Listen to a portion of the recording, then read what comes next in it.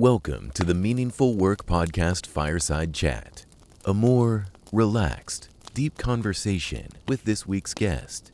So grab a coffee, a cigar, or whatever gives you the feels, and get ready to laugh and learn. Here's your host, Josh Schneider. So everybody, you listened earlier this week where Ryan and I were talking and kind of talking in kind of a more structured, short, punchy way. Loved some of the insights that Ryan gave. And so here, Ryan and I just continue on in our conversation for a little bit and just kind of talk about maybe some of the things that are meaningful or important to us. And you listen as long as you like. And so Ryan, I gotta say, I mean, we've been friends for the better part, I think, of 2 years, coming up on 2 years. We've stayed connected here and there, and a couple weeks ago we got to hang out for an entire weekend, and so I know you moved from Australia to the United States, and you brought a special cub named Doug with you. How black and white was it for you to travel with Doug or to leave Doug behind? My mum, either text me when you get there, mum. And if you don't text her when you get there, you get a text message 5 minutes after your estimated time of arrival asking for a status update.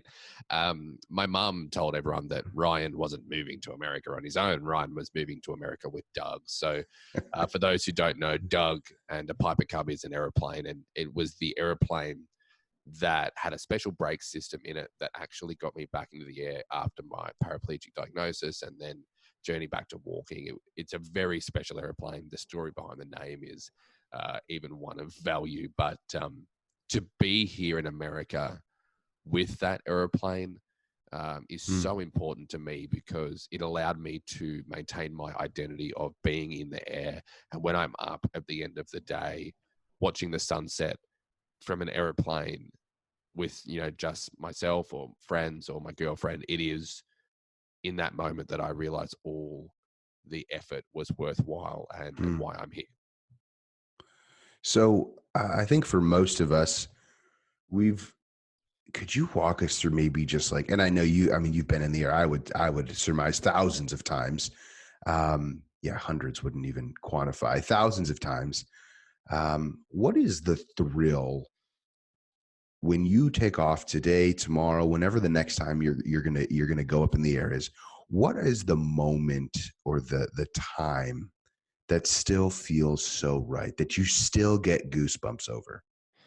This is a frightening question that you're opening a can here, Josh. For me, 75 years ago, accessibility to a personal flying machine was basically non-existent if we really want to use round numbers. So for 75 years, the age of my grandfather, we have had access to private aviation, and I value that statistic so much because in this day and age of technology and everything we have around us, the ability to jump on a Southwest flight and pay $99 to go across, one of the largest countries in the world, we don't necessarily value the ability to be in the air the way that we should. And what Doug the Cub, a very simple 2-seat airplane made in 1952, allows me to realize is the freedom we have to get off the ground, see the world from a perspective that is just so unbelievably unique still in 2020, and have the freedom to go where I want to go. On Earth, I don't walk very well. There's a lot of things I can't do physically anymore, but when I get in that airplane or I get in the helicopter, I am strapping on freedom. And, it warms me up inside, not only to experience it myself, but to then be able to experience that idea of flying. On Sunday, I took one lady up. It was one of my friend's mums. I just met her. She jumped in the airplane. We went and flew, and I've never seen a more happier individual who now wants to learn to fly. So it's an unbelievable sense of freedom and enjoyment. I just love it. It was interesting. You connected the freedom in some ways to I would imagine the perspective of what you're seeing, but also the perspective of certain limitations in your normal life are now completely gone. Yeah, yeah, absolutely. And that, I mean, what more do you want as someone who has experience? For me, I've experienced what it's like to live my life in a wheelchair, and I know every day, including today, what it's like to walk slow. I couldn't run if there was a bear chasing me. I'd just lay. uh, I've Yeah, seen I've seen you try we could and rub a lamp and have a genie give me my legs back. You I've saw me try and walk out of a whiskey bar, and that's completely different. That's for different reasons. It might have helped you straighten up a little bit. Yes.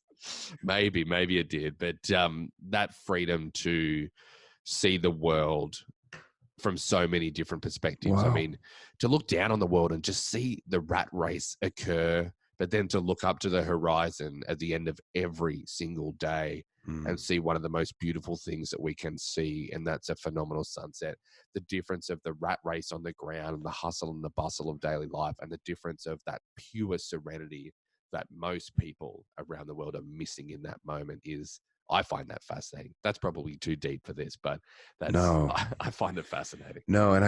So what's super fascinating to me is, as you're saying that, it obviously not everybody has the freedoms and financial flexibility to do that, but we all have the freedom, and if we make the intentional choice, because what else is not obvious is, at least for me, it's like you have to drive to where Doug is, you have to prep Doug, you have to get in Doug and take Doug up, and then you have to land, then you have to get Doug back to where Doug sleeps, and then you have to properly ensure that Doug is taken care of. That's a tremendous amount of time. Like, as I'm hearing that, I'm hearing two things. One, you're committed to getting this feeling. And one of the things that I think about is, feelings are the language of the body. Thoughts are the language of the mind. Feelings are the language of the body. And so every time you're doing this, you're creating a feeling that's communicating something to you, to your body, which is inspiring you, motivating you, keeping you moving forward, giving you this perspective. But for those of us that that can't just hop in, Doug, and go up in the air and get at least a visual experience or a visual perspective, we can take the time to craft whatever that is. And as you're saying that, I'm like, man, like, there's I know that there are certain types of music that trigger me in a way where my emotions are evoked at such a high level. And if I were to sometimes even take 10 to 15 minutes, put on my noise canceling headphones, turn the volume up a little bit above average, make sure I was in a comfortable place with my eyes closed, I could get all of the perspective, or I could get that feeling of freedom. And it would, it cost me $0. It cost me time. And that was, I'm, it's a very fresh thought to me. I've never contextualized it that way. Huh. It's passion when you think about it. Like, Wow. you talk about the process of first off, you talk about the process of getting Doug out and going through the processes of flying, right? But you've obviously never owned a horse, because I can tell you what, Doug's a whole lot less work than a horse. But a lot of people find passion in owning a horse. A lot of people do find passion in music. A lot of people, if you can find what truly just makes you warm inside. I mean, Josh, like, why are we here? I don't want to get super deep, but like, why do we wake up every day? And why do we go through what we go through? We have to find reasons to make us smile. I mean, have a look at a kid, and you see the way to live your life. A kid who finds absolute pure happiness in playing with a truck in a sandpit. When I moved to America, I worked with a speaker that a very, very successful gentleman who, honestly, like success is his middle name. One of my stories was, when I moved to America, I'd always wanted a pink Cadillac. Like I wanted a 2.5 ton 1960 Elvis pink car. Like that's what I wanted. And you know what? I bought one, and it wasn't super expensive. It was far cheaper than most of the cars that are on the road today. But I bought this car and I named it Flow. And what that car has done is shown me and so many people who see it on a day-to-day basis, when I literally drive this 2.5 ton land yacht to Kroger to get the groceries, it brings out a side of people that you rarely see. And that's that child in the sandpit. It's passion, it's a smile, it's happiness, it brings out the best in people, and it brings out the best in me. And when I presented that story to the gentleman, we both know what he'd come back to me with was, that's phenomenal. Of all the stories that he thought was the best, that was the best story. Of everything I've been through, a pink car was the best story. And what we come up with is what's your pink Cadillac? So what's the one thing you do? Is it 15 minutes of music? Is it Flying Doug? What is it? What's your pink Cadillac? Everyone needs a pink Cadillac. And it's so easy to, I think maybe in some ways too, that's why people think back so fondly to their years at college, years at university, and think of it as like the best time of their life, because there was a little bit of this haphazard. There was a little bit of, hey, impulse, I want to do that. Let's do that. And then as you age, I don't want to say mature, but you realize, hey, life is real. I need money to buy food. I need money to pay my mortgage. I've worked hard to get this job. I've gone from making $15 an hour to $30 an hour. I now have health insurance. And all of a sudden you find yourself in a job making $142,000 a year, a good job that you worked hard for. And now you carry the stress of that all around. And then life becomes challenging in some ways. You have a couple of kids, you're running this way and that way, you're trying to maintain relationship with your spouse or your partner, or friendships or relationship with yourself, and then you're like, and so what is that pink Cadillac? I mean, that's, I don't feel the need to summarize this because this is just the fireside chat. This is just, I mean, like that. Let me ask you now, maybe as an Aussie, it's a little bit different. And even back when I was at the CPA firm, I had a client that was, he was German, and we went out to lunch one day. And we were at a little diner called Perkins, and he's ordering the horrible house wine that they have.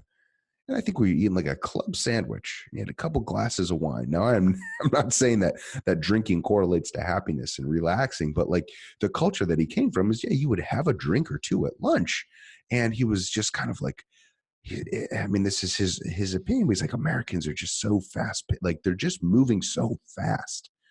And even like one time I ran into him at Starbucks, and he's just sitting there in the morning, and it's like, he has all of the same responsibilities and duties that we all have. He had a couple of kids. He actually was finishing his MBA program at the time, CEO of an organization. And he found time to do these things. So I guess I'm curious on you have a different perspective growing up in a different culture and now experiencing different people. Like, what am I asking? What am I hinting at? I think, to be blunt, I think that, we all have that time, 100%. But what a lot of people don't have is awareness. Gentleman and his ability to live the same life that you are living within reason, but fit all the things in that you are telling me you can't. And I think what that boils down to is excuses. And I think excuses are the easiest way out of everything. Oh, I'm really busy, and I've got this important job that pays $142,000 a year. Why do you do that job? Like you got to sit down and say, all right, yes, life has changed, and being a 17-year-old kid on a jet ski is a very, very different thing to a a dad with a wife and 3 kids, and but a dad with a wife and 3 kids can still have a jet ski. You you can still be a 17-year-old on a jet ski. No one sat on a jet ski, Josh. Come on. It is, you have to make the effort, and you have to remove the excuses, and you have to take control, because the moment that you allow your life circumstances to mold who you are as a person, you are going downhill, and this is not a healthy situation to be in. And the only way that you will justify being in that situation is creating excuses. Create some awareness and have a look at the world around you. The Australian way of life, any more laid back, we'd be lying down, like, do you want to have a drink at breakfast? I'd love a drink at breakfast. Like, it's a very, very casual lifestyle. There are negatives to that, the tall poppy syndrome, the don't tell me how to live my life kind of approach of Australia in many cases.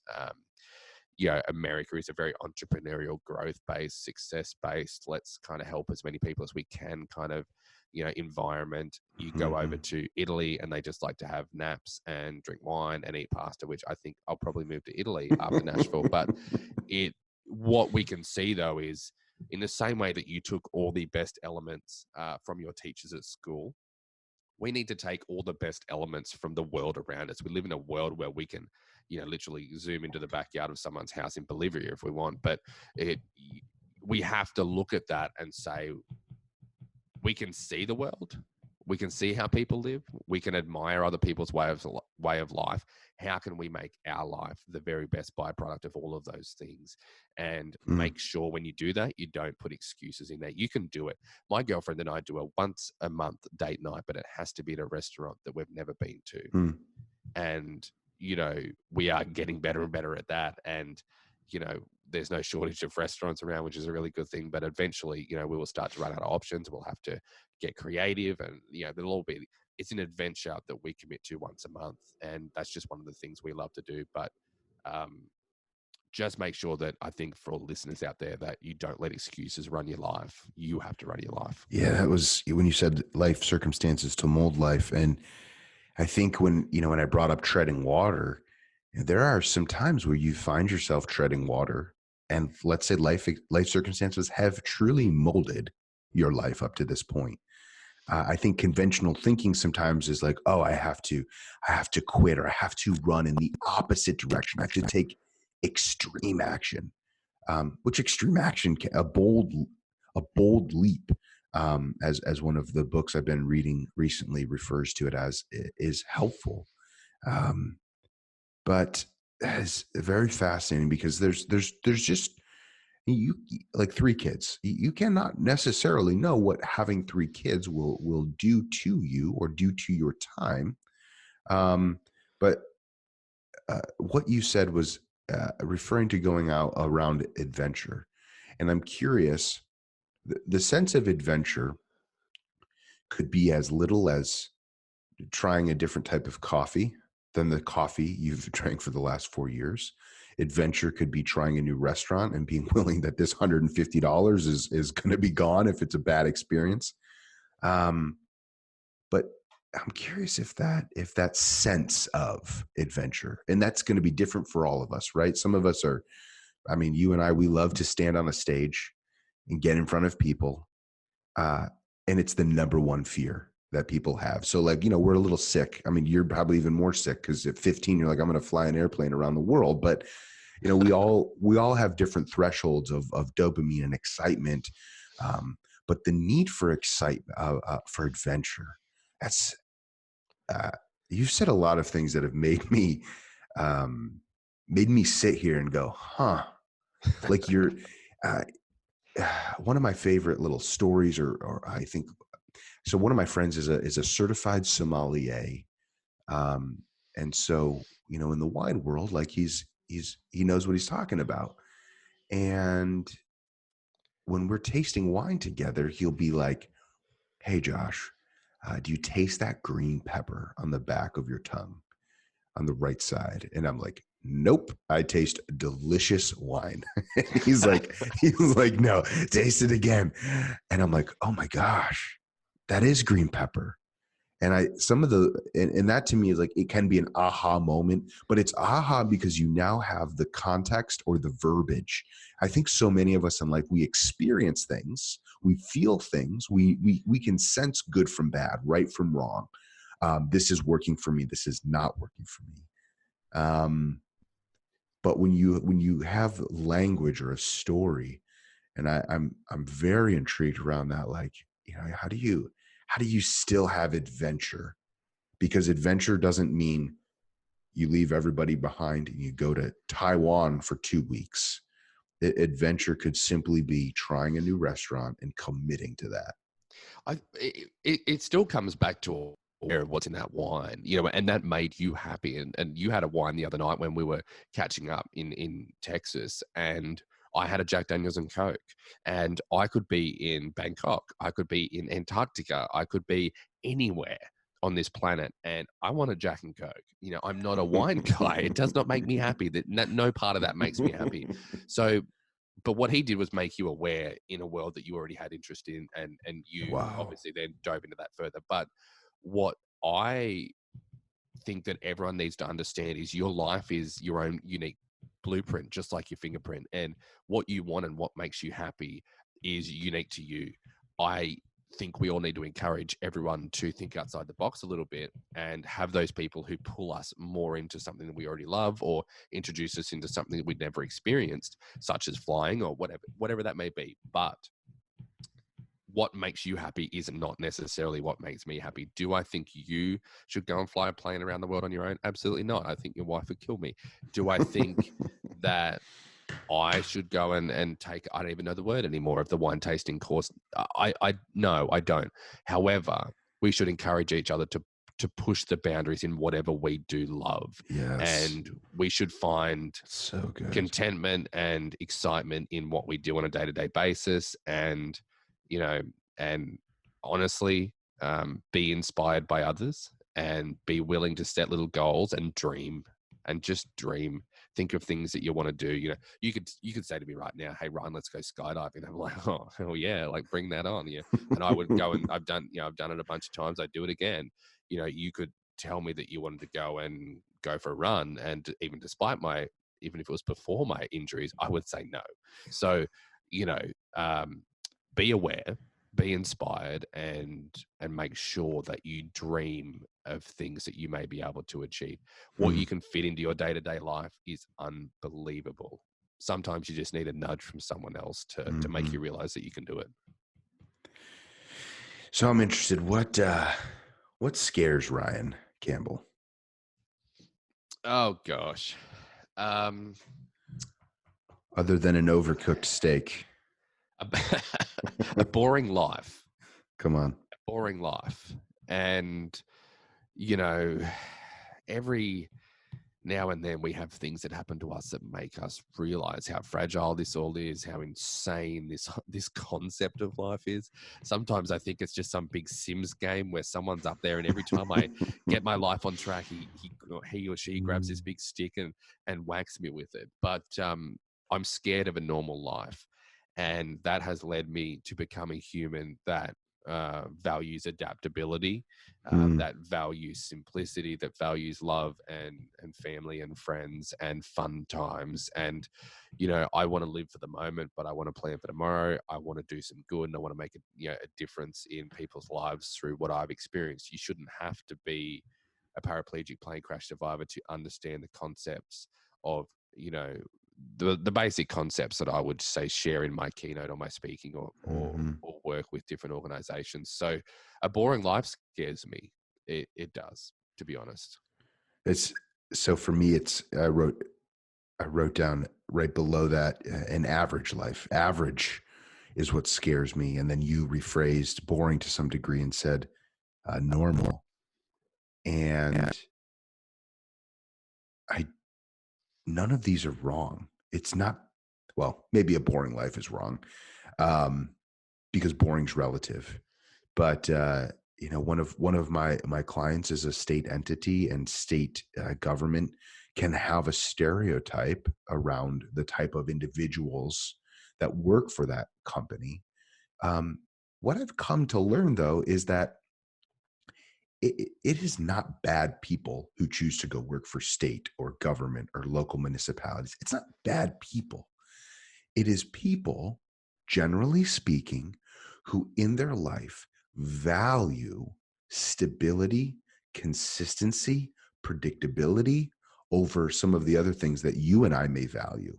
Now, I don't think that they've thought through that, or I mean, it's maybe some people have, but there's a resonance, there's something that draws them to that. And so it's when we're saying an average life or a normal life, it is in no way saying that that is a negative thing. But I think for certain individuals, it's like when I feel that anybody can do what I'm doing, then I'm like, I want to hit the eject button. Where other people, they're like, I've established in this, I'm doing this, I've got my rhythms and my patterns and my routines, and now it's time to groove in. I'm like, next. And I think in some ways I live my life that, if you're in the deep end of the pool, if you're underwater, if you're in the deep end, doesn't matter if you're an inch under the water or 3 feet under the water, either way, you're in over your head. And I love being in over my head.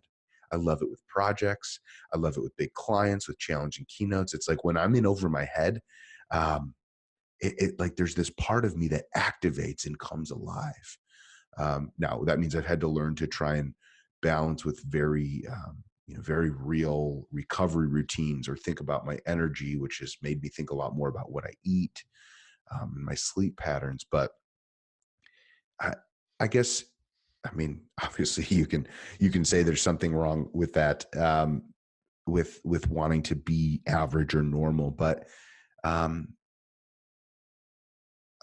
mean, those are tough words, because what is average? I mean, what is average? What is normal? We are a byproduct of everything we've ever experienced, our upbringing, the world around us, the country we live in, the country we were born and raised in, and we really are we are a set kind of human being for a lot of our life as we grow up, right? We're formed by things out of our control, but then at some point we start to get given a little bit of control in our day-to-day existence, and your mum and dad might let you go down to the shops on your own with your brothers or whoever, and then that leads to more and more freedom, and then eventually we turn around twice and we're paying taxes and confused about whatever our accountant tells us, and adult life has hit us like a ton of bricks. So we're all unique. We can't bring a perfect one-line answer to living your best life. What it comes down to is assessing your own situation, looking at how you can just branch out of the box a little bit. I think it's awareness, dreaming, and that willingness to get a little uncomfortable. That's what matters. That's a pretty good blanket checklist that we could apply. I might go and write that down. That could be something we apply to most lives. Now, it doesn't matter whether you're a 14-year-old kid living in India or whether you're a 75-year-old man living in Bolivia. It doesn't matter. If we just look at our own situation and make sure that we dream and that we look out to see what we can do tomorrow, and then push ourselves to be a little bit more uncomfortable than we may want to be, then we are on a road where, honestly, we're swimming. We're moving forward. We're making progress, and we're learning and growing as an individual, and making the most of the hours and the days and the minutes that we have on the planet. So good. Well, as much as I want this to continue, because I am learning. Truly, I've written down some things that are just, and that's what makes these kind of conversations, like I said, we've known each other for a while, but we rarely do you have the opportunity to go to this depth and to have these kind of conversations where, two people who care about something, about life, are putting things together in such a way that not only can inspire each other, lift each other up, but are then recorded and, available. So, Ryan, thank you so much for taking a little extra time to hang out on this fireside chat. We will connect in how people can get a hold of you, reach out to you. And, hey, I look forward to seeing you soon, my friend. I really appreciate you having me on the show. It's been an absolute pleasure. I love, as you said, I love these conversations that invoke thought on both sides of the fence. Anyone who wants to jump in touch with me and have a conversation just like this, where I am always all for it. So thanks so much for having me on the show. Absolutely, my friend. We will talk soon.